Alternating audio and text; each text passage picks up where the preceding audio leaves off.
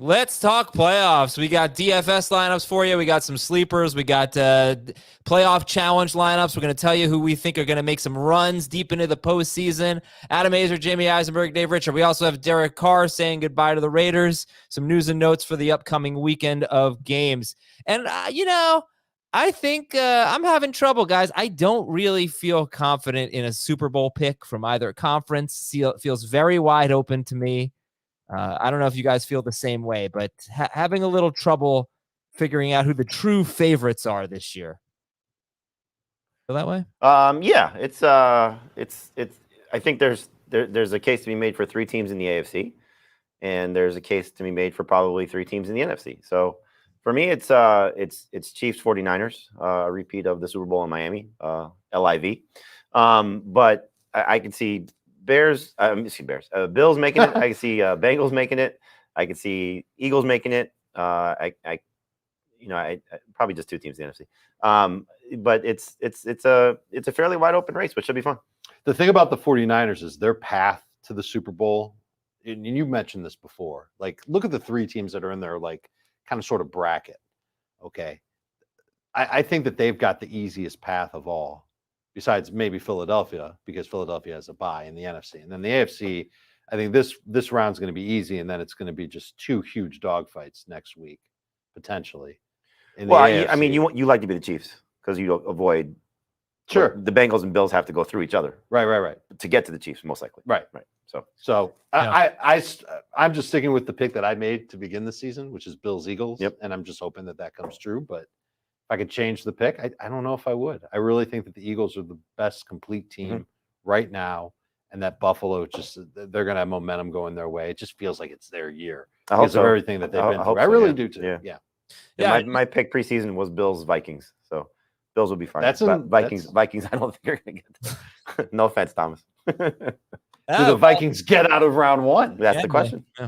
Adam thinks so because he's a good Giants fan. Well, Vegas thinks. I think a lot of people think they're going to win. I think they're going to win. I think it's going to be a tough game, but I think they're going to beat the Giants. But I wouldn't be surprised if they didn't beat the Giants. I wouldn't be surprised if the Cowboys, started playing better. They've been crap the last couple of weeks, but they're really talented and they could be a surprise team.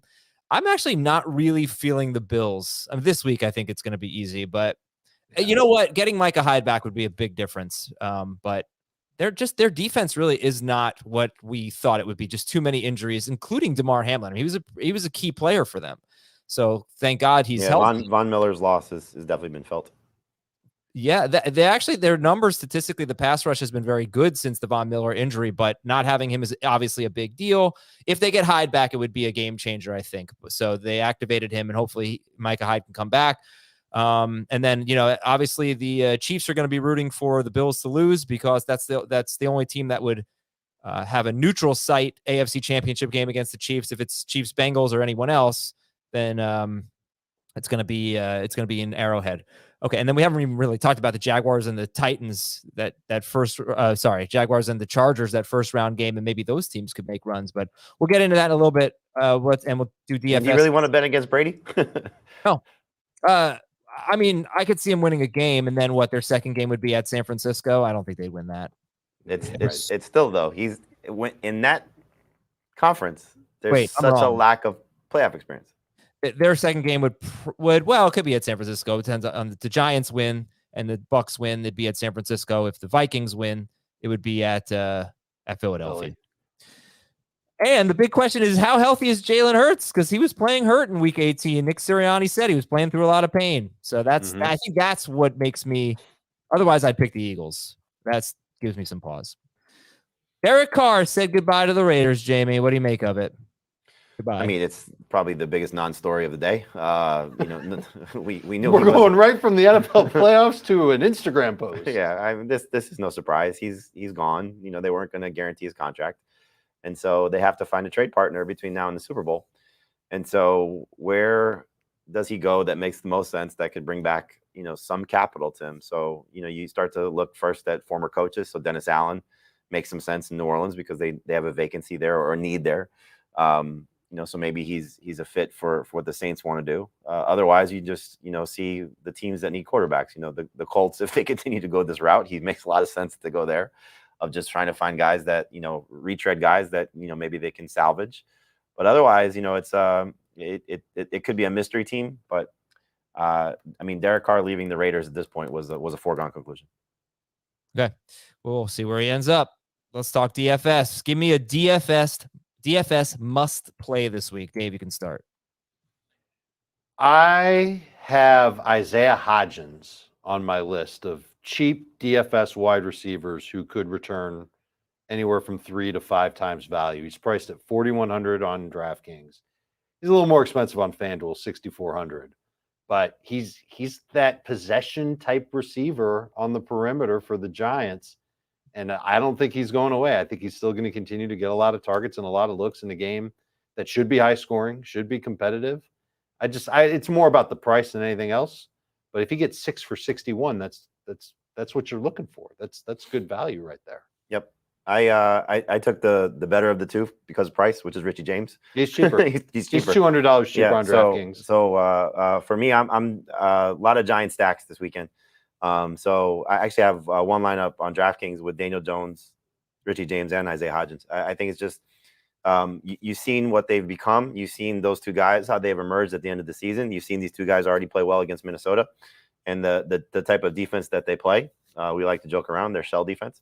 So I think you can see a situation where, Jones finds these guys and like Dave said, it should be a shootout. So they're cheap, they're productive, at least they have been, and hopefully they will be at least one more time. How about Jones as the 11th most expensive quarterback on DraftKings? Yeah, he's going to be very popular. But, I think it's just a matter of what you put around him, and but it's an easy stack to play with Jones and one of those two guys, and one you could avoid. If you're looking to avoid, would be Slayton because of the way he plays and his routes typically don't mesh with what this Vikings defense does. Right. Yeah, I think it's hard to pick a Giants wide receiver. You might just say, I'll just go with the cheapest one. On FanDuel, that's Slayton, and that's half PPR. On DraftKings, it's James, and that's full PPR. That's exactly what I did. I do think that's going to be a pretty high-scoring game, two defenses that aren't very good. So I think everybody's going to be on the same page there. The question is just, is everybody in the world going to be on the same page there? Yeah. You're going to be just playing the chalk, I guess. So do you guys have any other, Jamie, you have a must-play guy? Besides what I just said? That's fine. You can go with that. No. I have a story going up on Friday of good buys, bad buys for both sites. Right now, I've just done DraftKings. So if you're one thing I think that we kind of overlook is when we talk about good buys or good values, a lot of times what you should be doing, I was having this conversation with a pretty serious DFS player and trying to learn from my mistakes, is play the high-end guys, even if they have bad matchups, unless the situation is completely terrible. So like Tyreek Hill's situation, you could say is pretty terrible, but he's a high-end guy that could obviously win you a week. So I'll stick with that theme and say Justin Jefferson. He beat them up the last time. He has the ability to win you a week by himself. Win you money by himself, I guess, if you want to phrase it that way. And so I'm going to play a lot of Justin Jefferson, especially with a Giant stack to bring somebody back on the other side. And he, again, type of player that you want to invest in anytime you get the chance to. Oh, I think our lineups are going to be pretty similar. I think Josh Palmer will be popular, but I have him in my lineups. That's if Mike Williams doesn't play. Usually, sure, that's a huge one. Yeah, he's more expensive, I think, than the Giants wide receivers, but not exactly expensive. So you can take a look at Josh Palmer because Mike Williams did not practice on. He's 5,300 on DraftKings. And that game is Saturday, right? So that's not looking great for Mike Williams right now. I will not play Josh Palmer if Mike Williams plays. Right. Players to avoid in DFS. I mean, there's not a chance I'm playing a Dolphins wide receiver. I understand what you just said, Jamie. Like, not that you were advocating for Tyreek Hill. I get that he could win you a game and whatnot, but he's so expensive. So is Waddle's pretty expensive. Skylar Thompson's just not cutting it. So I'm avoiding them like the plague. How about you guys? Anyone you want to avoid? That's an easy one to avoid. I feel a little bit nervous about Bengals offensive players. I just think the Ravens defense are going to give them a game. Burrow struggled against them in 2 games this year. I don't know how much we really want to count week 18. But he played the majority of the game. He did. Yeah, it didn't have a huge game. So that's a stack that I would call contrarian. Like if you wanted to go with Burrow and Chase and then Higgins on top of it or have Mixon in there. So I'd say it's contrarian. I wouldn't say stay away from it like the plague, Like I'd rather do a Bengals stack than anything suggesting a Dolphins player. Actually, I do think Jeff Wilson's a good play with Mostert out. We saw them run on them the last time. He's just got to get the work and he's got to succeed at it. He's going to get the work. It's a matter of will he succeed. And I how think much that's work could he get though? Like if this team falls behind early, I don't know how much work he's getting. I don't think they'll necessarily get blasted. You know, their defense has held up for the most part. So the one thing I will say about the Bengals, to go back to the point I made, I would agree with you to avoid Burrow, but I would play Chase because, again, Burrow can still struggle and Chase can go for 150 and 1. Yeah. You know, that type of game. So those are the type, again, theories that you're looking at here. Play the high-end players if you can. Mm-hmm. Obviously, you can't play all of them. But people are going to run away from the Bengals. Yeah. Exactly what you said, because I think it makes sense. That's why it's contrarian. But that exactly. So contrarian versus runaway. Don't even think about contrarian. So I have a bunch out, and we can get to it though as we go along. All right, I got a sleeper. It's Gabe Davis. So very encouraging that Josh Allen threw 4 passes of 35 or more air yards in Week 18. That was as many as he had thrown in the previous 7 games combined since the elbow injury. He started throwing the deep ball again. Gabe Davis did have 10 targets. He only caught 3 of them. He was bad. Not all of them were catchable. 2 of them were deflected. 1 of them was intercepted. 1 was a drop that was thrown a little bit behind him, but he's gotten 4 end zone targets over the last 2 games. The Dolphins have given up a lot of deep ball completions this season. I wouldn't expect Xavier Howard to be on Gabe Davis. So if Josh Allen, and by the way, take a look at what happened with Dawson Knox last week. Josh Allen finally started throwing the ball deep. Dawson Knox had 2 targets, right? Gabe Davis had 10. So might be seeing something there. That's why he's a sleeper. He's not a must play, but I think he could be definitely part of your DFS lineup. But you know what? His weak play over the second half of the season / the entire season has led to him being the 18th priced receiver on DraftKings at 4,800, which helps. Definitely helps. So if you think he can get you to 15 PPR points, which if he scores, he should be able to do no problem. That's a guy to put in your lineup for sure. And weather's not supposed to be an issue like it was the last time these 2 teams met in Buffalo. So yeah. Okay. Well, that's a sleeper. You guys have any sleepers, or shall we move on? I got one. Go for it. Tight end Colby Parkinson of the Seattle Seahawks has been running nearly as many routes as Noah Fant over the past, is it 3 weeks or 4 weeks? I got to check my notes. It is 65 routes to Noah Fant, 69 in their past 3 games. And he actually has better numbers than Fant. More targets, more catches, more yards. And he's a bottom of the barrel tight end price on DraftKings at 2,500. Colby Parkinson. All right. FFT in 5 is another great way to stay up to date on all your fantasy football questions and needs and info. Check it out 3 times per week during the off season, Monday, Wednesday, and Thursday. Fantasy Football Today in 5. I want your picks for all 6 games this weekend, straight up and against the spread. The Chargers are at the Jaguars. The Jaguars are 2.5-point underdogs. So Chargers, 2.5-point favorites. Give me your picks straight up and against the spread. Chargers win and cover. Jaguars win and cover. Ooh, yes, Dave. I agree. Jaguars win and cover. But I like the Chargers stack. Like we'll get to that game. But I'm thinking I'm going to land on a Chargers stack. I don't know why. I feel like this is like this under the radar potentially best game of the week. Oh, for sure. Yeah. Agreed. It's the second highest total of the week too. There are only 3 games that have a spread of fewer than 8 points. That's Chargers, Jaguars, Giants, Vikings, and Cowboys, Bucks.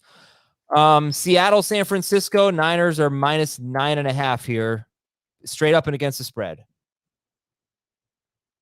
San Fran win and cover. San Fran wins. Seattle covers. Dave, samesies. I don't know if I should be excited or not. I'm very excited that you 2 agree. We're golden. Don't worry about it. Miami, Buffalo. Buffalo is a 13-point favorite. Bills win and cover. Do I lie so I'm not on the same page as Adam, or do I just? Because I'm on the same page as you on this one, James. Me too. All of us. All right, so we're all going. There's a kiss of death. How many points is it for Buffalo? 13. I mean, I might take Buffalo minus 18. This Dolphins offense with Skylar Thompson has not been good at all. Ugh, it's bad. By another bad offense is Baltimore's without Lamar Jackson. I'll tell you that in a minute. But Giants, Minnesota, Vikings -3. Vikings win, Giants cover. I'm noted Giants fan, Dave Richard here, so I'm going to say the Giants cover and the Giants win. Oh wow. I'm gonna say it's a push. I'm gonna say Minnesota by 3, but if I have to pick, I'll say Minnesota wins and covers. Look at that. So, Giants guy right here.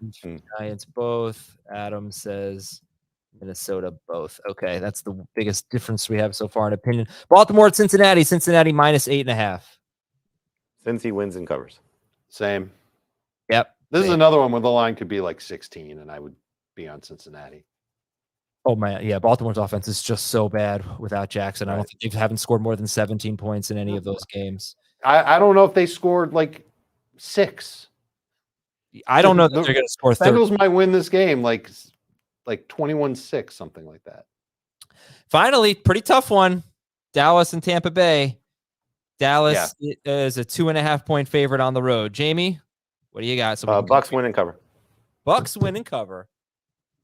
I don't know if I believe what I'm about to say, because we'll talk about this game, but I've got the Cowboys winning and covering because the line seems fishy to me.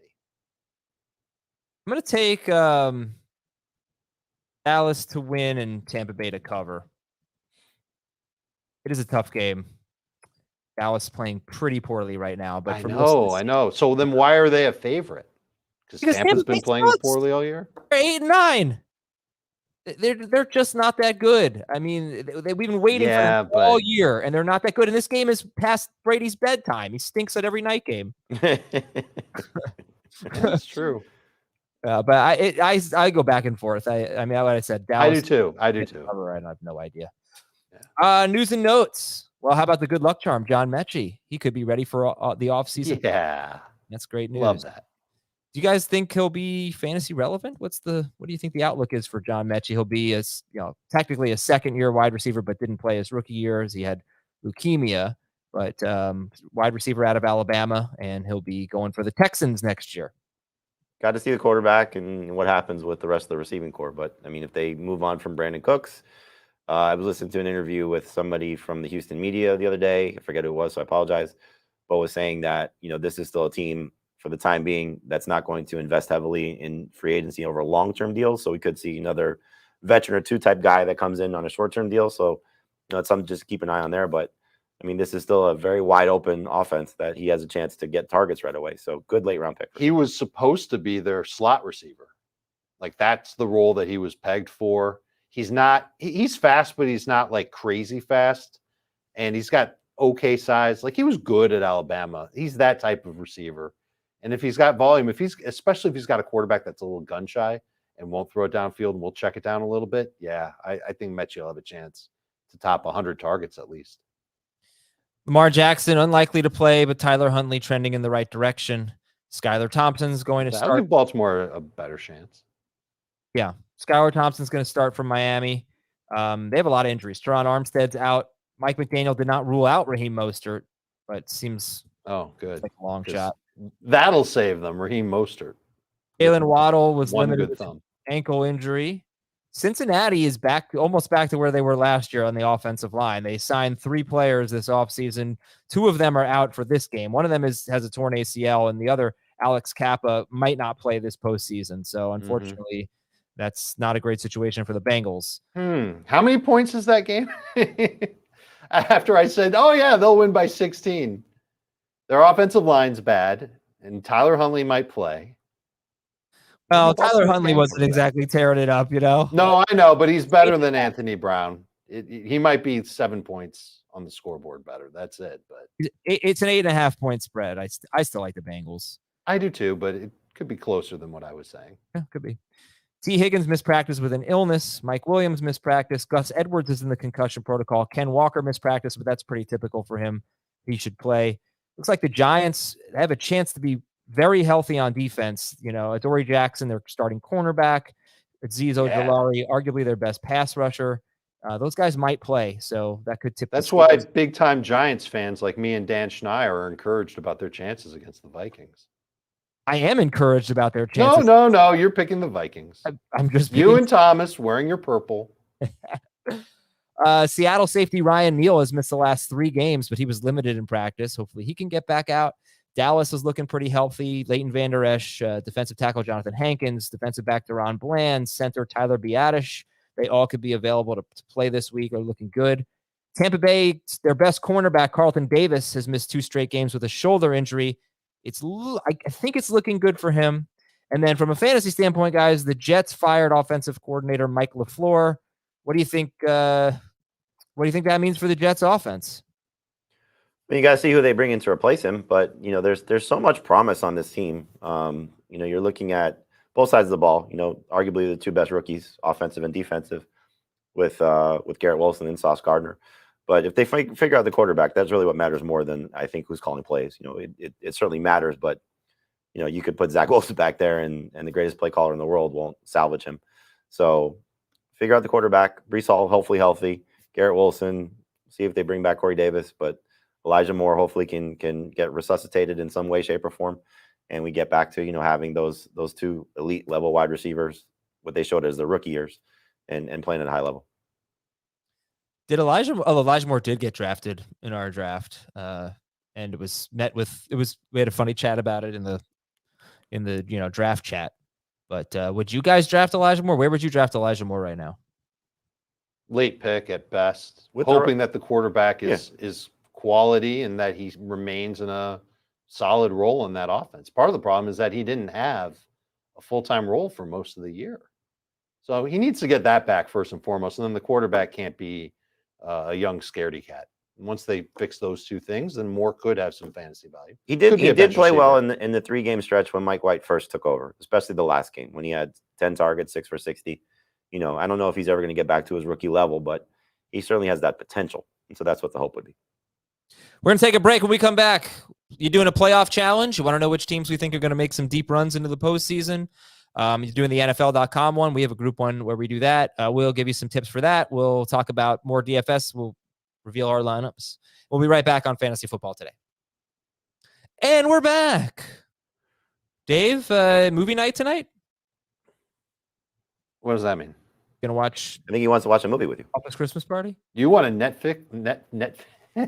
You want a Netflix and chill? No, I don't think I'm watching any movies tonight. Okay. What's going on in your lives, guys?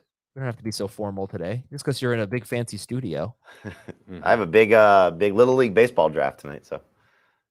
Oh, you're drafting? Get the kids I want, huh? I feel a little mean to draft kids. No. It's what you got to do. It's a very, very weird process because you go and you evaluate these kids, and they get such limited opportunities to try and showcase their skills. So you're looking for footwork, how they throw the ball, how they hold the bat, those type of things. But I will be met with a lot of I don't know if ridicule is the right word, but the professional drafter is here, which always happens at these things. So we have the 2nd pick. We don't know where our myself and my buddy that I'm coaching with, where our kids are going to be rated, because they don't tell you that until you get into the room. So we don't know if we have a 1st-round pick available to us or not. I think we'll probably losing our 2nd and 3rd-round picks at most likely based on where our kids are rated. But then you have, hey, make sure you get my kid, or make sure his friend wants to play with him, whatever. It's a lot. It's a lot of politicking. It's not fun. Is it a snake really draft? It's a snake draft, yeah. PPR? It's baseball, so I'm gonna guess it's head-to-head. Head-to-head Roto. points. No, I guess it's Roto. And it's Roto. They're cumulative stats. It's a keeper league, right? You've got your kids on your team. I have to keep my kid. Yes. You should do a salary cap draft next time. That would be even harder. Yeah, that'll go well. So then it's funny because why is my kid only going for $3? So this is also unique. So my son's also playing. This is my oldest son. He's also playing in a basketball league where Heath, by the way, is like the grand poobah. He's like the travel basketball coach there for his kid. So what they do is they do the evaluations. Then right after the evaluations, all the coaches get together and rate the players, and they just assign them in a snake draft, and then you get assigned a team randomly. Yeah, that sounds. Oh wow. It's very strange. So my buddy, who's the head coach, I'm the assistant coach, was telling me how it works. And so like his kid will get rated and my kid will get rated. If they're not on the same team, then they swap them to different teams. Sounds So complicated. it's very complicated. But Yeah. like, why do they make it so complicated? Well, they don't want people arguing over a draft. They want them, And they don't want one team to be like super loaded too. Correct. Probably. Correct. Mm. But it could still end up being that way because kids tank evaluations. Like, wait till you get to that, Adam. When They do it on when you get purpose? oh yeah. So Yeah, we were watching during the evaluations, like kids that we've seen play like all-star kids. Like they'll go out there, they'll try to catch a fly ball, and then they dropped it. Like Get you outta see them catch here. it 100 times. Yeah. Yeah, because they want to be a part of a loaded team. that is so bad. I would never let Oh, my it's kid do that. it's very slimy. Very slimy. Yeah, that's pretty bad. If you're a dad or a mom and you let your kid do that, that's really, boy, that is setting a bad example. I'm really mad about that. I like just that Look is, at you. I'm You're fired mad up. about it now until it impacts you. Freaking little league kid tanking his tryout. Oh, That yeah. is pathetic. Like, have a little integrity. Oh my gosh. And this is directed at the parents, by the way. The kids are saved from this tirade. By the way, would you say that Heath puts the poo in Pooba? No, I just imagine him with that blue buffalo hat that Fred Flintstone wears at the water buffalo meetings. When you said Grand Poobah, that's what I saw. He's probably No, 7 feet tall with that thing on his head. Heath, by all accounts, I had a friend that was on Heath's team where Heath coached his son, and he's a great coach, great basketball coach. So Yeah, I can see that. Yeah, he's been doing it for a long time. Mhm. Good for him. I don't think Coach he Cummings. coach me. He would really hate coaching me. I feel like he would yell at me a lot. Well, I mean, you first of all, you never make a basketball team. Second of all, as the backup goalie, Yep. you don't really matter very much. Jeez. I did. I was the glue guy on the team. I mattered a lot behind the scenes. You glued the bench when everybody sat there. Yeah. And I glued people's shoes back together. I was the equipment manager. All right, let's talk DFS now. What are your favorite stacks this week? Giants, Top 3 stacks. Giants, Vikings, and Bills. Giants, Vikings, and Bills. Yeah, I mean, it's Jaguars. what he's saying. That's okay. Jamie said Jaguars. Adam was like whispering Bills. That's a pretty good stack. I was singing Destiny's Child. I was not talking about football. Oh, my bad.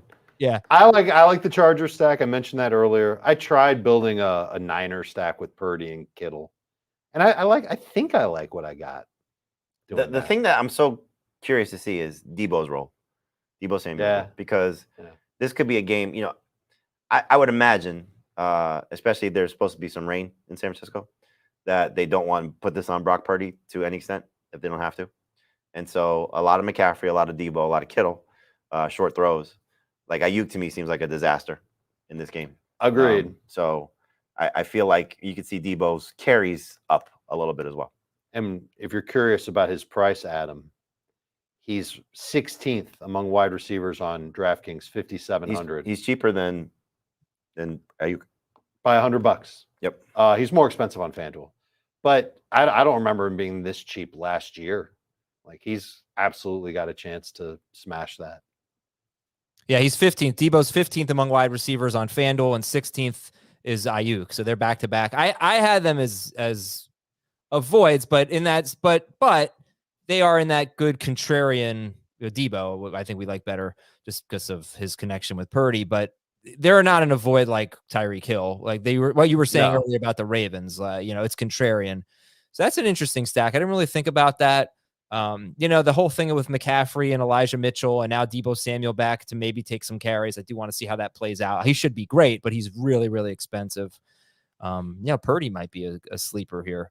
I think the Bucks are an interesting stack too, because they're all very cheap. I mean, Evans, I'd probably avoid, but the Cowboys give up a ton of deep plays, like a ton of big plays to receivers. The Cowboys have allowed 12.5 or more PPR fantasy points to 2 wide receivers in 4 straight games. And those games were the Texans were in there, the Titans were in there, the Jaguars, and one more respectable one. But they've been just crap against the pass lately. So, I mean, you get a pretty good discount on the Buccaneers. They're an interesting stack as well. Is Ryan Jensen playing? Do we know? Don't know yet. Brady said he was Brady sort of gave some optimism, but said, no, Brady was like, I don't know about this week, but it's good to see him back. Something like that. So I wouldn't count on it. He's been ramping up though. So I don't know if I'd count on it either, but wouldn't surprise me if he ended up playing, even if he's at less than 100%. That would make a big difference. I think that would absolutely help the Bucks. Yeah, Chris Godwin is 6,400 on DraftKings. That makes him like number 10 or something. He is. Yeah, I like Godwin a lot. I've got Godwin. I've got a Buck stack too. Yeah, not a bad idea. Yeah, he's 10th on DraftKings. But this is one of those situations where like I don't really love Brady, but I do like Godwin. Well, that's the thing about PPR is, you can just get Brady throws 40 plus times a game. Godwin catches 7 balls a game, typically something like that. So you don't have to love Brady to love Godwin, right? So that makes sense. But if you did want to take a shot on Brady, maybe coming alive, maybe Evans come alive here. Cowboys pass defense struggling. That's a contrarian play that doesn't really cost that much. All right, without any you're going to get volume. Like you mentioned, they throw a ton. Give me your favorite lineup, Dave. I'll give you the Charger stack. It's Herbert with Eckler and Keenan Allen. Bringing it back with ETN. I actually think this is an ETN game for the Jaguars. It makes me a little nervous to take a Jaguars stack. Other receivers, Tyler Lockett, Isaiah Hodgins. I mentioned Colby Parkinson. He's in my lineup along with TJ Hawkinson, and the Bengals defense is there. That's a 600 left over. DraftKings, right? That is on DraftKings. All right, give it to me one more time just to. Herbert at quarterback, Eckler and ETN, the double E combo at running back. Keenan Allen, Tyler Lockett, Isaiah Hodgins at wide receiver. Double tight end with TJ Hawkinson and Colby Parkinson, a couple of sons. And then the Bengals DST. I didn't mention this, but I'm also avoiding DK Metcalf like the plague.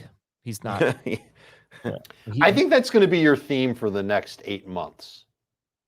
What? I love DK Metcalf, but I know, but you mentioned how he does in tough matchups.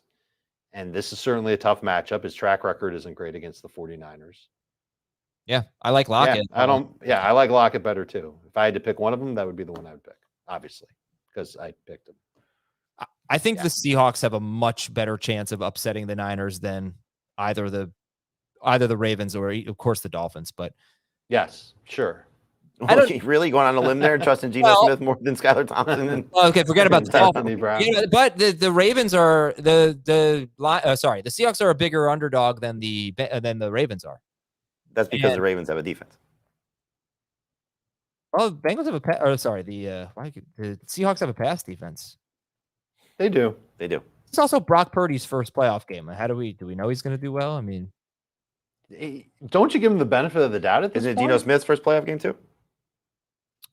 Yes, I'm rookie, but all right. Well, I just want to say I wouldn't be shocked if they won. Amy, give me your favorite DraftKings. I'd be shocked if they won. It's a giant stack. So Daniel Jones, McCaffrey, and Leonard Fournette at running back. Justin Jefferson, Chris Godwin, and Richie James at receiver. TJ Hawkinson at tight end, and Isaiah Hodgins at flex with the Dolphins defense. Dolphins defense? Yeah, I don't. Defense in the playoffs to me. This round, you could make a case that some of them matter. But again, the person I was talking to told me, don't even waste your money on defenses. And the thing that you want when you're playing defenses is you want teams that are going to have quarterbacks that throw the ball and throw the ball with a chance to make mistakes, which is something Josh Allen has shown that he can do. Interesting. I felt like probably want to have the Bills or Bengals or 49ers this week. Yeah, again, you can make a case for it. But what I was told was, don't waste your money on defenses. You're not gonna like this, Dave. Don't play 2 tight ends ever, and don't be afraid of high price guys, even if they stink. And the example that was given to me was, think about Jonathan Taylor against the Bills last year. Was owned in like 1% of leagues. I don't remember that at all. That was the 4-touchdown game he had against Buffalo when Buffalo's defense was amazing.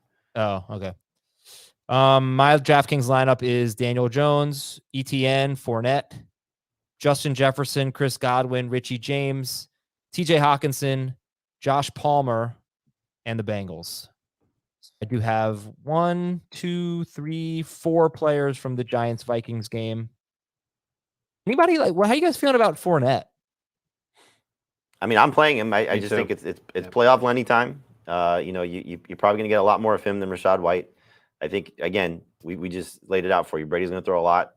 I think with the pass rush that's going to be potentially on him, that's an easy outlet for him. So in DraftKings, I'd lean toward him. In FanDuel, because you're losing a half point, not as much of a priority. Right. And he's a little, I mean, everybody's more expensive on FanDuel than DraftKings. I can look at the pricing to see where he ranks among running backs there. So while I was putting this lineup together, originally I had the Bucks defense and some other things in there.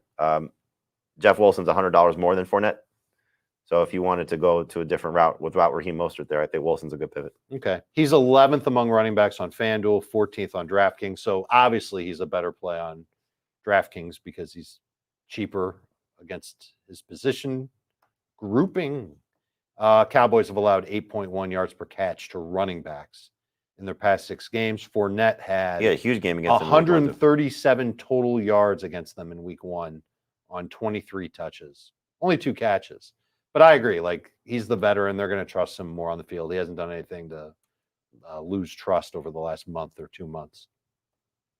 You mentioned where he's less expensive on FanDuel. He's 6,400 on FanDuel, less expensive relative to the field. But I'm sorry. I think you were talking about. No, he's Wilson. not. Jeff Wilson is actually $400 cheaper than Fournette on FanDuel. That's correct, and he's the 14th priced running back. Yeah, on FanDuel compared to 11th for Fournette. And they're basically the same on DraftKings. I mean, it's $100 difference between Wilson and Fournette. So it makes more sense to play Wilson on FanDuel over Fournette. But there's a group of running backs on FanDuel: Rachaad White, James Cook, and Elijah Mitchell. They're probably the last 3 that have a realistic chance to get a lot of touches. I mean, maybe you could say Josh Kelly, but yeah, I mean, like, James Cook just is always a big play away from doing it. He could be so boom or bust. I don't know. He also may not get many touches. You never know how a rookie in a playoff matchup when there is still an established veteran there. Yeah. Would you like to know what his usage has been like? He caught a touchdown against them. You know what it's been like. He did. It was very fluky, but he did catch it. No, his last 5 games, 2 weeks, it's been basically they've been pretty even. But yes, there's that's never true. Consistency with James Cook's touches. No, and their playing time has been pretty close 4 of their last 5 games between Cook and Devin Singletary. Touches for Cook last 5 games, 20, and then 2 bad ones, 5 and 7, and then 12 and 11. Whereas Singletary, 13, 9, 16, 14, and 8. You said it, Adam. They've been very close the last 2 weeks and mostly close throughout 4 of the past 5 games. So if you're looking at, someone he's got more upside than Singletary. It's just a matter of, is Singletary going to score? He plays a little bit more inside the 10. Is Singletary going to catch more passes? He plays more on 3rd and 4th down than Cook. And this has been part of the Bills' game plan. They don't. You mentioned how they like to throw it downfield, and that Allen's arm looked good last week. In the 2 games they played against Miami this year, Allen threw a lot of short passes. That first game, a ton of targets and catches for Singletary. And then the second game, lots of short passes to the running backs. Mm-hmm. All right, let's do our FanDuel lineups here. I don't have one. I don't have one either. All right, then I'll build one on the spot. Sure, I'll give mine while you can do that. Kirk Cousins, Dalvin Cook, Jeff Wilson, Justin Jefferson. This is clearly a Viking stack. Cousins, Dalvin Cook, Jeff Wilson, Justin Jefferson, Gabe Davis, Darius Slayton, Dalton Schultz, who has 19 targets in his last 2 games. Again, Josh Palmer and Bills DST. Do you have a pivot from Palmer if Williams plays? That's not that hard. I mean, I don't right now, but let's see. Josh Palmer. I can go with a Giants guy. I can go with Zay Jones. Let's see who's a Jones had a huge game against them week 3. Yes, he did. $6,500 Yep. flex would be. I could go with Leonard Fournette. That's probably what I would do on FanDuel. I'd go with Leonard Fournette. On DraftKings, I'm sure it'd be somebody similar. So, yeah. Anyway, similarities between my lineups are Palmer's in there and a lot of Vikings and Giants. And that's about it. I like Gabe Davis as a sleeper, as I mentioned. Jeff Wilson on FanDuel, I like. I was paying up for DSTs, but maybe I shouldn't. Dave, do you have your lineup? Just starting to build it, but based on everything that we've talked about, and the fact that Brady is the 12th most expensive quarterback on FanDuel, I am building a Buccaneer stackaroo. Okay, and I should mention that I don't really like tournaments because I don't know how to pronounce the word, first of all, but I'm just not Tournament. them. So it's the only word you say that sounds tough. I am doing 50-50s. This just going forward is basically I'm a cash game guy, and I do decently with those. So my lineups aren't going to be as boom or bust. I think they're more cash game lineups than they are tournament lineups, which I'm just not a fan of. Okay. All right. Playoff challenge. So Jamie, let's talk about the NFL.com one that we do every year. So the NFL.com one is you get to pick a new lineup each week if you so choose. You get double points if I really don't remember the rules off the top of my head. Do. So, you want me to? Yeah, then you go ahead. Okay. So you pick a quarterback, 2 running backs, 2 wide receivers, tight end, kicker, and a defense every week. If you leave a player in your lineup, they get double the points the second week. If you leave them in your lineup for a third week, they get triple the points that week. So let's say Joe Burrow is your quarterback and he goes to the Super Bowl. He gets his points in week 1. You keep him in your lineup for week 2, you double those points. In week 3, if he scores 20 points, now it's worth 60. If the Super Bowl, if he scores 25 points, worth 100 points. So the best thing you can do is pick players that you don't have to remove from your lineup and that can continue to play, obviously, and accumulate points. Now, if you lose a guy, if you pick Burrow and he loses in week 1, then that's fine. You just pick a new quarterback, but you only get single points every time you put a new player in your lineup. So the interesting strategy is like, what do you do with the Chiefs and the Chiefs and the Eagles, right? Do you take zeros in week 1 at some spots and then get double and triple and then double, triple, quadruple points in the next 3 rounds? So there are different ways to do this. I made a lineup with entirely Bengals and 49ers. My entire lineup is Bengals and 49ers. As long as they're in, I'm going to be good. If they lose, I'm in trouble. But I'm just basically crossing my fingers and hope that it's a Bengals 49ers Super Bowl. What you should not do is 2 AFC or 2 NFC teams with most of your spots in week 1, because you're obviously limiting your upside. Then those are the rules. There you go. Oh, okay. They're different. There are private ones also that like for one that I do, it's a basically like, I guess you call it the equivalent like to a survivor pool, where once you lose the players, you're done for that week. So you want to try and save players that get to the Super Bowl. You have to make sure you get players that get to the Super Bowl if you want to try and still have players available then. All right. Who do you guys think will go to the Super Bowl? Yeah, you guys said Bills and Dave said Bills and Eagles for me. Jamie said what? Niners and Chiefs. Niners and Chiefs. Okay. So that's why it's a little tough for me this year, because I do think it's more of a wide open field. But if you're going to do these types of challenges, you obviously want players that are going to be playing a lot of games. I think that's it for our show. All right. You know what? Let me read an email. Hold on, man. I'm trying to put together a FanDuel lineup for you. You're moving on. You're ready to wrap this thing up. I'm going to read an email from Eric. Eric from Maine. He says, "Dear Miles, Lionel, Duke, and Whiskey." Ooh, No idea. no idea. Miles, Lionel. Oh, Glass Onion. Okay. I got to watch that movie. We play in a 10-team league. 6 make the playoffs. This year, the 3rd highest scoring team missed the playoffs. We're thinking about changing so the last playoff spot goes to the team with the most points, not by record. The question becomes, how should seeding work? As of now, the first round is 3 versus 6 and 4 versus 5, and then we reseed, so the lowest seed left plays number 1. If one of the highest scoring teams is placed at 6, that takes away some of the advantage of being in 3rd and maybe even 1st place. So that's a good point. So if you were going to do that, Jamie, if you have 6 teams make the playoffs in a 10-team league, but that 6th spot goes to the highest scoring team, what do you do? Wait, so the highest scoring team, let's say, that spot goes to the team. Okay, yeah. I guess it's the highest scoring team. I'm a little confused. They had the 3rd most points. All right, so you do your 5 seeds based on record. Okay, and then the 6th seed is the highest remaining team, highest scoring remaining team, the 6th team. How do you do the seeds after that? 2 teams get a bye. Yeah. So 1 and 2 get a bye, and then 3 versus 6 and 4 versus 5. Yeah. But here's the thing, right? Ooh, So 3, breaking news. so 6 is there? Okay. Oh, how about that? Could be the Mercedes-Benz Stadium in Atlanta. That could be. It will be. Oh, okay. That will be According the to the game. source is the National Football League. So if Yeah. there is a Buffalo Kansas City AFC Championship game, it'll be in the Mercedes-Benz Stadium. All right, this is actually a good question. So you pick your 6 playoff teams. The first 5 are the 5 best records. The last spot is the team that has scored the most points of the remaining teams. Now, where do you seed that team? Because in this case, in Eric's case, this team had the 3rd most points.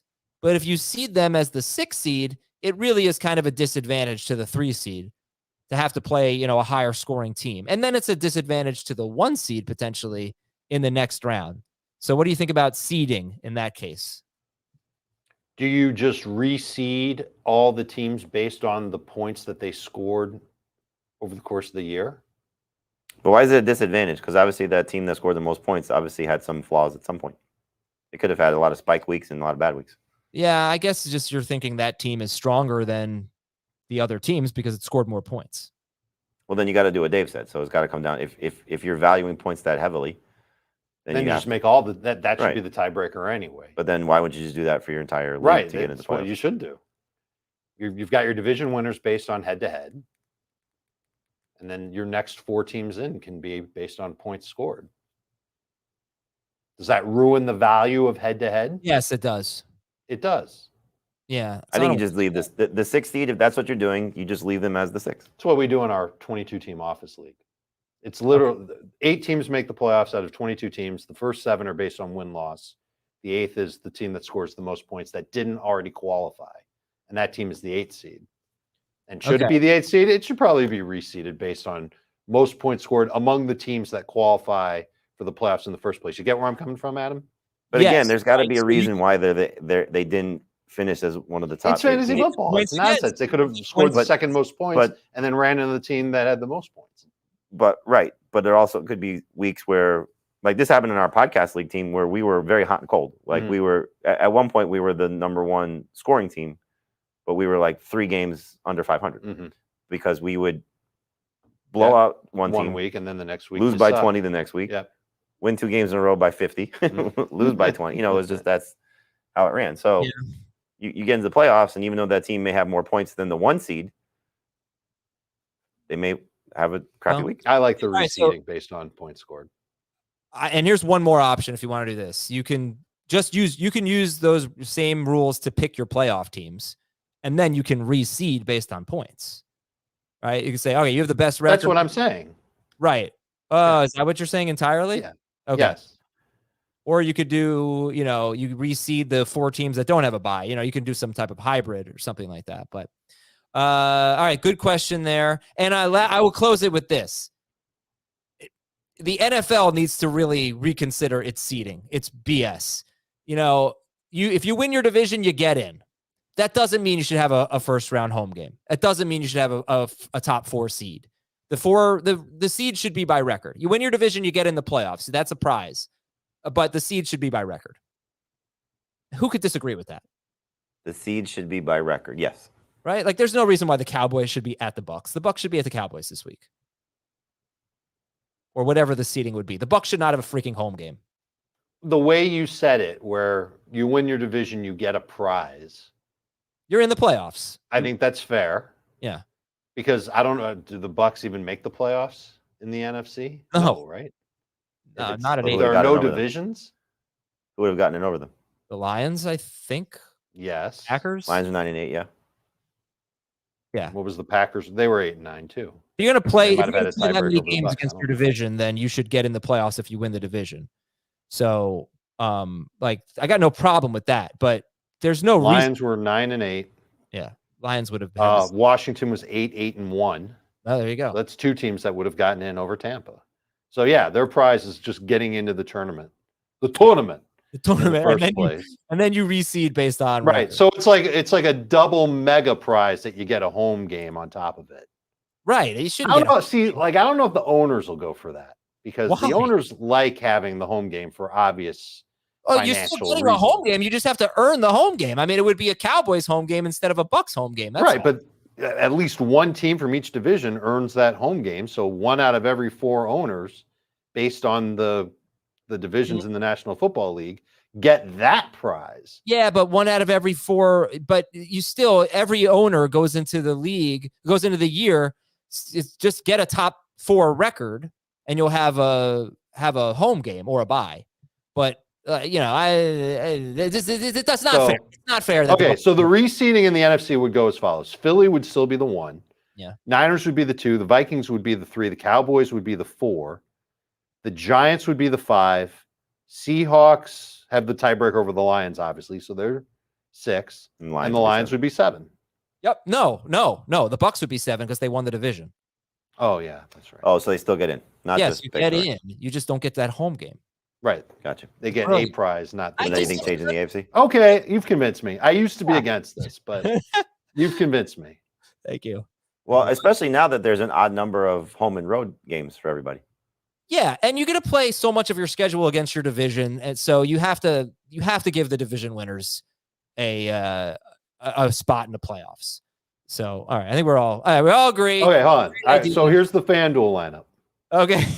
Trying to take into everything that we discussed today. So I don't have 2 tight ends. I use the Ravens defense. They're cheap at 3,600. Hoping to get a turnover or 2 of Burrow. Brady stack or Buck stack with Brady and Godwin and Fournette. No Evans. So it's Brady at quarterback. See, I think if you play a Buck Brady stack, you need to have play Evans a Buck staff, you got to play Evans because that's, again, you're trying to win a tournament. You're trying to finish in the top 1%. Yeah, but my receivers are really good. But Godwin doesn't get you there to the same level that Evans gets you there. Unless he has a big game, which is possible. He's had plenty of big games when Evans has done bupkis over the last month and a half. Brady at quarterback, Fournette and Tony Pollard at running back, a guy we didn't talk about at all. We haven't talked about them at all. Jamar Chase, Justin Jefferson, and Chris Godwin at wide receiver. Flex, this is for you, Adam. Gabe Davis. Yeah. And the tight ends for me, Colby Parkinson. 4,700 on DraftKings or on FanDuel. It's a lot, but tournament winner right there. All right, I think we should go now. No more additions to the show. Let's talk about Little League drafting. Have a great. Thomas Shaver wanted to know if you did a mock draft for the Little League draft, Jamie. No, but after this, I have to go make lists of players because they give you a whole evaluation sheet. So I have to go make lists of players that I would like to draft that I don't know, players that I have to draft based on people that have asked me or tried to draft them, and then for my buddy, the list of players that he wants to. So no mock drafts yet, but maybe I should. Just use the projections. All right, we're out of here, everybody. We'll talk to you on Monday with a recap. Oh, actually, guys, are we doing a show Monday or Tuesday? No, Tuesday. Let's do it Tuesday. Oh, boo. Okay, Tuesday it is. Enjoy your. You said you had like 50 things to do on Monday. I have a lunch to go to. I can do a show before lunch. I have a lunch. Listen to I eat lunch every day, sometimes twice. Bye.